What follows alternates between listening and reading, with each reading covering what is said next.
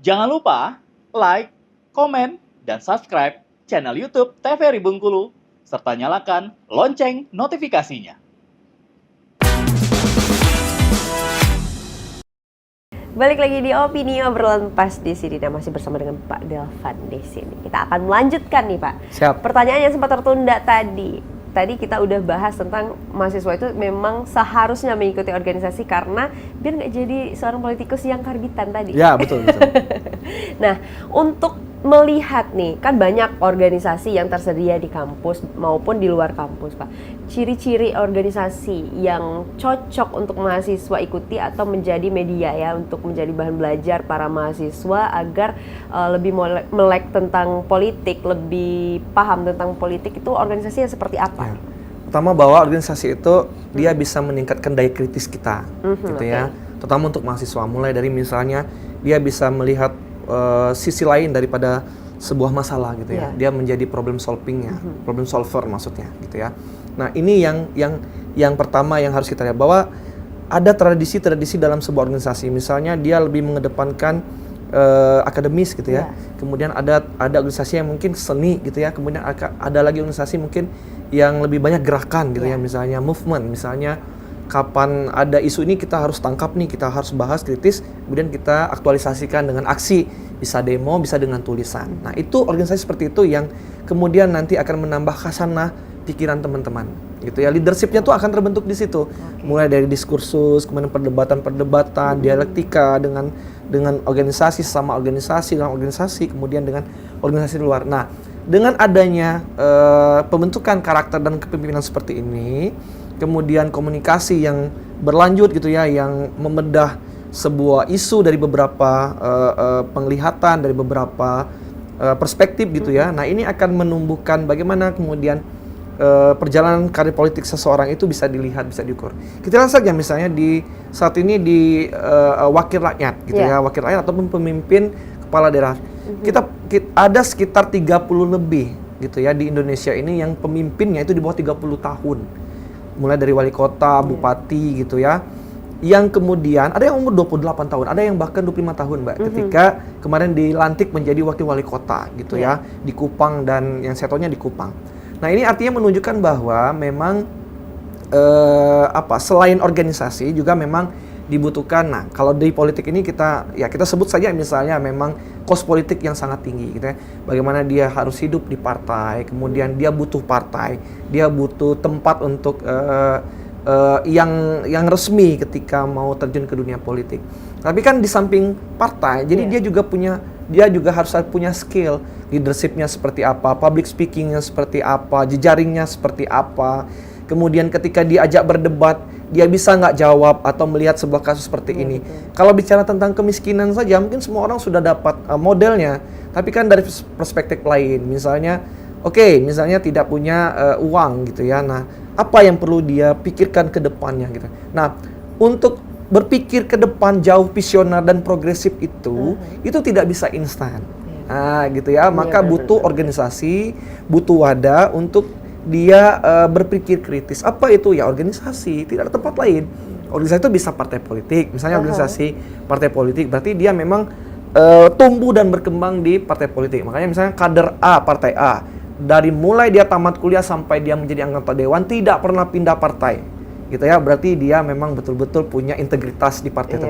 Kadang-kadang kan banyak juga nih, partai A kemudian tidak cocok lagi pindah ke partai B. Memang tidak ada larangan, cuman kan orang akan melihat sejauh mana integritasnya gitu ya, sejauh mana organisasi ini juga bisa menampung dia. Maka kemudian saya berharap dan saya berpikir bahwa memang anak-anak muda, terutama generasi muda, mahasiswa pelajar gitu ya, yang memang harus terjun ke organisasi supaya nanti komunikasi politiknya jalan, kemudian pikiran progresivitasnya jalan, kritisnya ada, kemudian kemampuan public speakingnya jelas nanti akan kelihatan. Terasah di sana. Terasah gitu di situ di organisasi itu gitu ya. Maka komunikasi politik itu memang tidak bisa kita pelajari dalam mata kuliah saya, nggak bisa.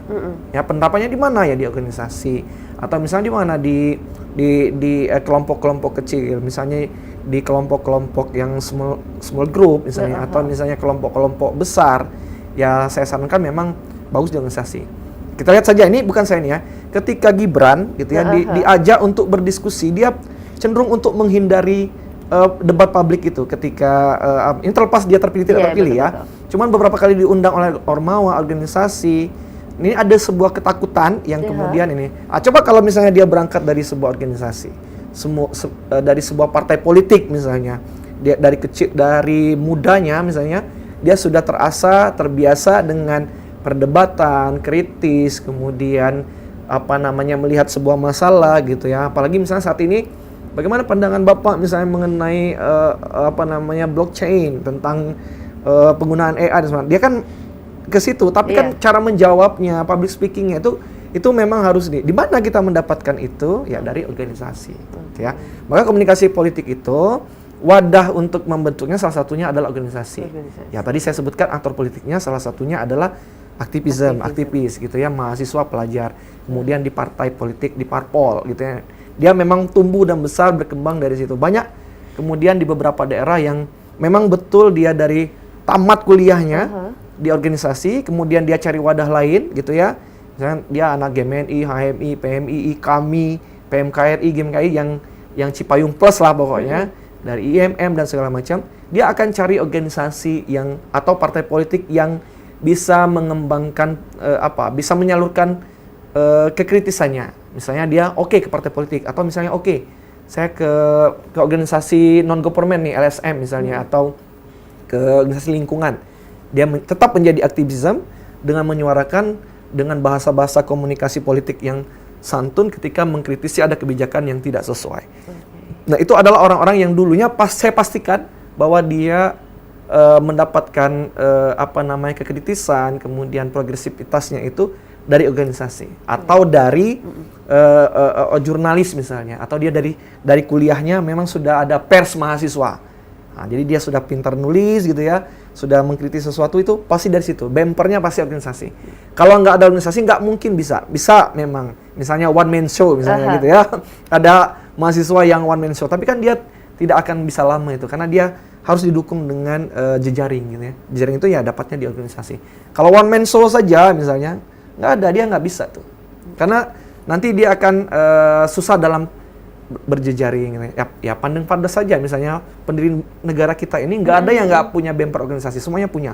Soekarno punya gitu ya, dengan PNI-nya. Semuanya berangkat dari organisasi itu, ya, kemasyarakatan, kemahasiswaan, parpol dan semuanya pasti ada di sana. Tinggal dilihat nih kira-kira yang dibutuhkan yang mana. Betul. Dan jangan lupa tentang ciri khas tadi yang tujuan masuk organisasi itu mau ngapain. Kalau mau kritis, mau berpikir kritis, cari yang memang bisa membangun pikiran-pikiran positif itu. Tapi di anak-anak muda ini nih Pak, kan kalau melihat politik, kalau udah nyebut misalnya politik, itu pasti yang terbayang adalah kotor. Betul. Langsung kayak yang terlintas adalah kotor. Jadi kayak anak-anak muda akhirnya menimbulkan rasa gemesnya doang gitu.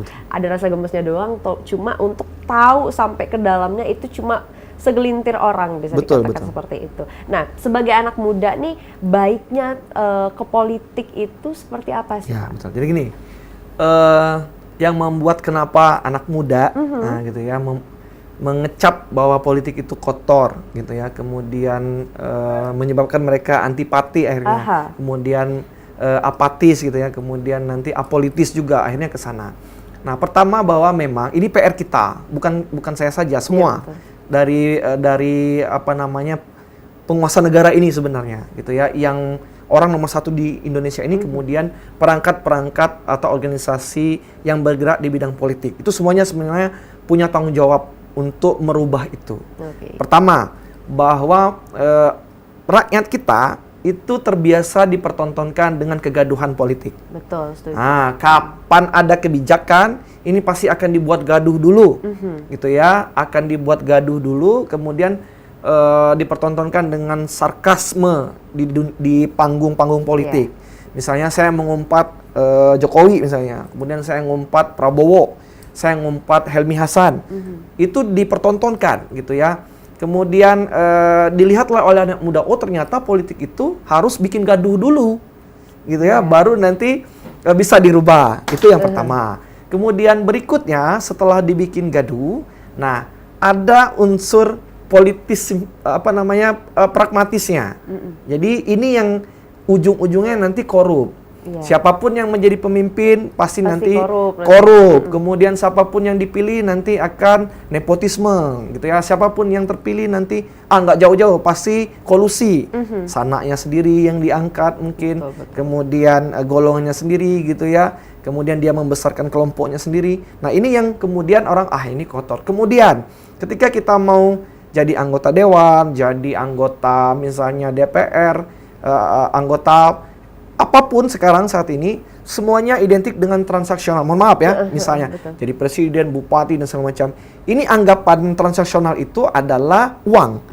Padahal tidak semua. Transaksional itu bisa misalnya, Mbak Tari, nanti ketika saya jadi, Mbak Tari akan, apa nih Mbak Tari yang pengen, misalnya jalan atau apa di rumahnya, nanti akan saya siap. Kontrak politik, itu pun transaksional. Nanti misalnya saya, Tari nanti keluarganya pilih saya, 5 orang, gitu ya. Berapa nih 5 orang 5 orang ini bisa nggak nyari 10 lagi misalnya? Siap 10 orang, berarti Mbak tadi 10 orang. Nah, Bapak saya siapkan 10 orang. Apa yang bisa Bapak bantu saya? Nanti Mbak Tari akan saya jadikan aspri misalnya. Atau misalnya di komplek Mbak Tari tinggal di mana? Tinggal misalnya di Hiprida gitu ya. Nah, kompleknya nanti saya pastikan akan dibangun fasilitas umum misalnya. Itu transaksional gitu ya. Jadi transaksional itu tidak hanya uang. Cuma tentang uang doang, ya. Kita Indonesia ini terbiasa dengan uang. Ini juga PR kita nih. Kemudian pendidikan politik kita itu tidak sama dengan negara-negara maju gitu ya, negara-negara Amerika yang mereka uangnya itu memang untuk kampanye gitu, bukan untuk dibagi-bagi. Nah, ini yang kemudian menjadi momok yang menakutkan. Ya. Bahwa kemudian politik itu kotor gitu ya. Itu yang dilihat orang. Pertama, dekat dengan korupsi. Kedua, tadi adalah misalnya ketika terpilih gitu ya, dia lupa dengan janji-janji politiknya. Kemudian ketika mau menjadi sesuatu, berangkat menjadi sesuatu, bupati, calon bupati, wali kota, dan segala macam, berpikir transaksional. Transaksional itu kan tidak hanya uang. Janji-janji politik, kontrak politik itu tidak termasuk semuanya ya, tidak terpenuhi gitu ya. Ujung-ujungnya pasti nanti money politik. Ini yang dikhawatirkan. Kemudian sudahlah misalnya, pasti ujung-ujungnya juga uang ya. Ini yang kemudian dikhawatirkan. Kemudian memang pendidikan politik ini tanggung jawab partai politik. Di undang-undang itu memang tanggung jawab partai politik. Cuman tidak cukup dengan partai politik. Kita juga harusnya ambil peran juga di sana. Cuman kan negara kita kan memang seperti itu ya. Masyarakat kita juga karena apolitis, kemudian antipati, kemudian apatis, ya sudah akhirnya jadilah seperti ini. Terbiasa dengan transaksional seperti itu. Oke, baik. Nah, nanti kita lanjutkan lagi bahasan kita mulai semakin panas ya, Pak. Sekarang kita jeda dulu ya. Untuk pemirsa jangan kemana-mana, tetaplah bersama kami di Opini Obrolan Pas di sini.